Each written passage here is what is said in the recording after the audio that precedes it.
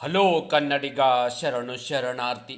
ಇವತ್ತು ನಮ್ಮ job search ಏನಪ್ಪ ಅಂತ ಹೇಳಿದ್ರೆ, ಸ್ಟಾಫ್ ಸೆಲೆಕ್ಷನ್ ಕಮಿಷನ್ನಿಂದ 2025ರಲ್ಲಿ ಅಧಿಸೂಚನೆ ಪ್ರಕಟವಾಗಿದೆ.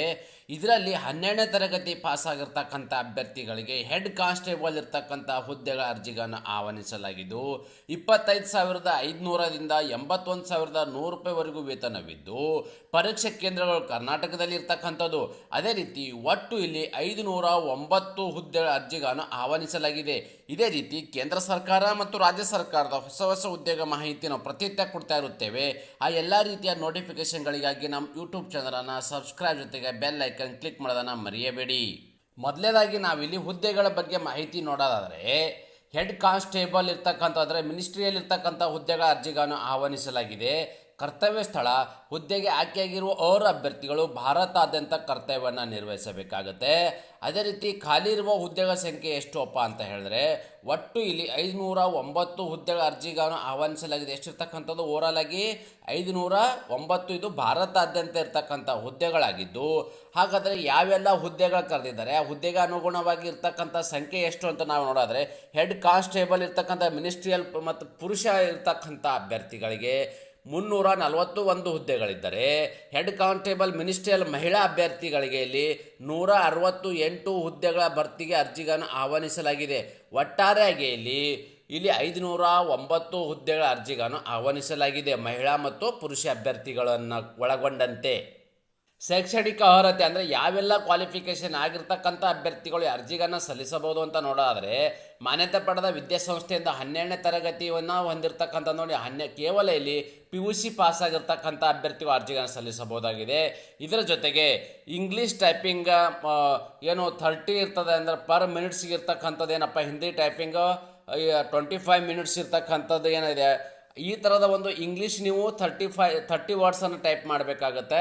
ಅದೇ ರೀತಿ ಹಿಂದಿ ಟೈಪಿಂಗ್ ನೀವು 25 ವರ್ಡ್ಸನ್ನು ಟೈಪ್ ಮಾಡಬೇಕಾಗತ್ತೆ ಪರ್ ಮಿನಿಟಲ್ಲಿ. ಸೊ ಈ ಥರ ಮಾಡ್ತಕ್ಕಂಥ ಒಂದು ನೀವು ಕಂಪ್ಯೂಟರ್ ಸ್ಕಿಲ್ಲನ್ನು ಹೊಂದಿರತಕ್ಕಂಥ ಅಭ್ಯರ್ಥಿಗಳು ಕೂಡ ಅರ್ಜಿಗಳನ್ನು ಸಲ್ಲಿಸಬಹುದಾಗಿದೆ.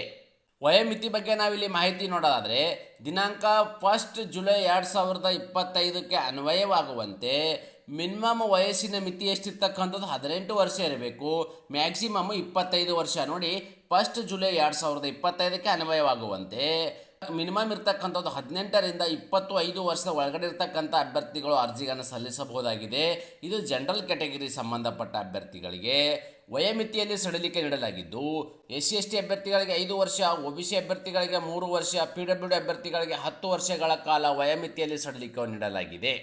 ಅದೇ ರೀತಿ ಆಯ್ಕೆ ಇರ್ತಕ್ಕಂಥ ಅಭ್ಯರ್ಥಿಗಳಿಗೆ ಪ್ರತಿ ತಿಂಗಳು ಸಿಗ್ತಕ್ಕಂಥ ವೇತನ ಎಷ್ಟು ಅಂತ ನಾವಿಲ್ಲಿ ನೋಡೋದಾದರೆ, ಹುದ್ದೆಗೆ ಆಯ್ಕೆಯಾದ ಅಭ್ಯರ್ಥಿಗಳಿಗೆ ಮಾಸಿಕ ರೂಪಾಯಿ ಏನಿದೆ 25,500ದಿಂದ 81,100 ರೂಪಾಯಿವರೆಗೂ ಪ್ರತಿ ತಿಂಗಳು ಸಿಗ್ತಕ್ಕಂಥ ವೇತನವಾಗಿರುತ್ತೆ.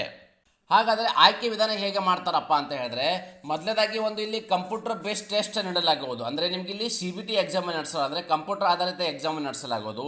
ಇದಾದ ನಂತರ ಫಿಸಿಕಲ್ ಇರ್ತಕ್ಕಂಥದ್ದು, ಫಿಸಿಕಲ್ ಮತ್ತು ಮೆಜರ್ಮೆಂಟ್ ಇರ್ತಕ್ಕಂಥ. ನೋಡಿ, ಮೊದಲನೇದಾಗಿ ಇದು ಕಂಪ್ಯೂಟರ್ ಏನು ಎಕ್ಸಾಮ್ ಆಗುತ್ತೆ. ಇದಾದ ನಂತರ ನಿಮ್ಗೆ ಇಲ್ಲಿ ಫಿಸಿಕಲ್ ಫಿಟ್ನೆಸ್ಸನ್ನು ನಡೆಸ್ತಾರೆ. ಅಂದರೆ ನಿಮಗೆ ಹೈ ಜಂಪ್ ಆಗಿರ್ಬೋದು, ಲಾಂಗ್ ಜಂಪು, ಈ ಥರದ ಒಂದು ಫಿಸಿಕಲ್ ಇದೆ, ರನ್ನಿಂಗ್ ಆಗಿರ್ಬೋದು, ಈ ಥರದ ಒಂದು ಫಿಸಿಕಲ್ ಫಿಟ್ನೆಸ್ಸನ್ನು ನಡೆಸಲಾಗುವುದು. ಇದಾದ ನಂತರ ನಿಮಗೆ ಫಿಸಿಕಲ್ ಮೆಜರ್ಮೆಂಟ್, ಅಂದರೆ ನಿಮಗೆ ಇರ್ತಕ್ಕಂಥ ಹೈಟು, ವೇಟು, ಚೆಸ್, ಆ ಥರದ ಒಂದು ಎಲ್ಲವನ್ನು ಚೆಕ್ ಮಾಡೋದು, ಫಿಸಿಕಲ್ ಮೆಜರ್ಮೆಂಟನ್ನು ಚೆಕ್ ಮಾಡಲಾಗೋದು. ಇದಾದ ನಂತರ ಟೈಪಿಂಗ್, ಅಂದರೆ ನೋಡಿ ನಿಮಗೆ ಮೊದಲೇ ಹೇಳಿದ್ದೆ, ಇಂಗ್ಲೀಷು 30 ವರ್ಡ್ಸ್ ಇರಬೇಕು, ಹಿಂದಿಯಲ್ಲಿ ನಾವು 25 ವರ್ಡ್ಸನ್ನು ಟೈಪಿಂಗ್ ಮಾಡ್ತಕ್ಕಂಥ ಸ್ಕಿಲ್ ಹೊಂದಿರತಕ್ಕಂಥ ಅಭ್ಯರ್ಥಿಗಳು ಅಂತ ಹೇಳಿದ್ನಲ್ಲ.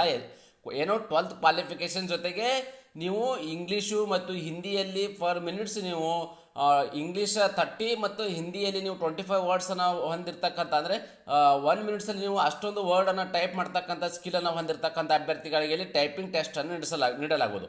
ಇದಾದ ನಂತರ ಕಂಪ್ಯೂಟರ್ ಮತ್ತು ಫಾರ್ಮ್ಯಾಟಿಂಗ್ ಟೆಸ್ಟ್ ನಡೆಸಲಾಗುವುದು. ಅಂದರೆ ಯಾವುದೇ ಒಂದು ಫಾರ್ಮ್ಯಾಟ್ ಕೊಡ್ತಾರೆ ಅದು ಕೂಡ ನಡೆಸಲಾಗುವುದು. ಇದಾದ ನಂತರ ದಾಖಲೆ ಪರಿಶೀಲನೆ ಮಾಡಿ ಮೆರಿಟ್ ಆಧಾರದ ಮೇಲೆ ಅಭ್ಯರ್ಥಿಗಳ ನೇಮಕಾತಿ ಮಾಡಲಾಗುವುದು.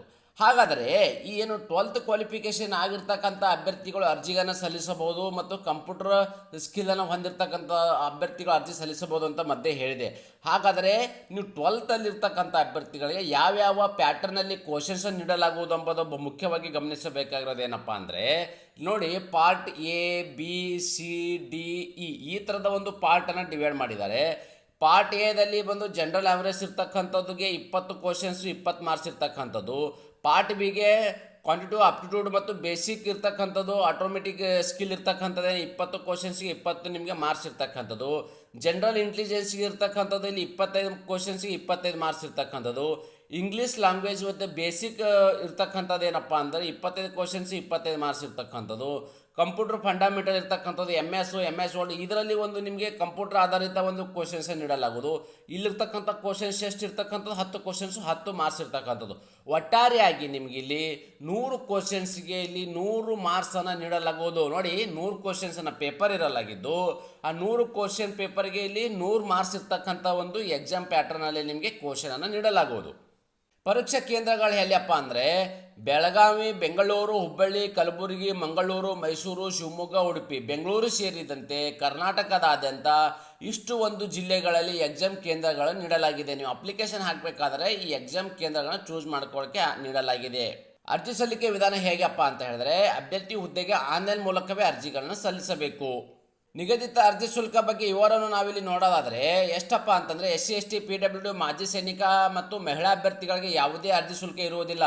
ಅಂದರೆ ಅವರಿಗೆ ಅರ್ಜಿ ಶುಲ್ಕದಿಂದ ವಿನಾಯಿತಿಯನ್ನು ನೀಡಲಾಗಿದ್ದು, ಉಳಿದೆಲ್ಲ ಅಭ್ಯರ್ಥಿಗಳು ಅಂದರೆ ಅದು OBC ಕೆಟಗರಿ ಮತ್ತು ಜನರಲ್ ಕೆಟಗರಿ ಸಂಬಂಧಪಟ್ಟ ಅಭ್ಯರ್ಥಿಗಳಿಗೆ ₹100 ಅರ್ಜಿ ಶುಲ್ಕವಿದೆ.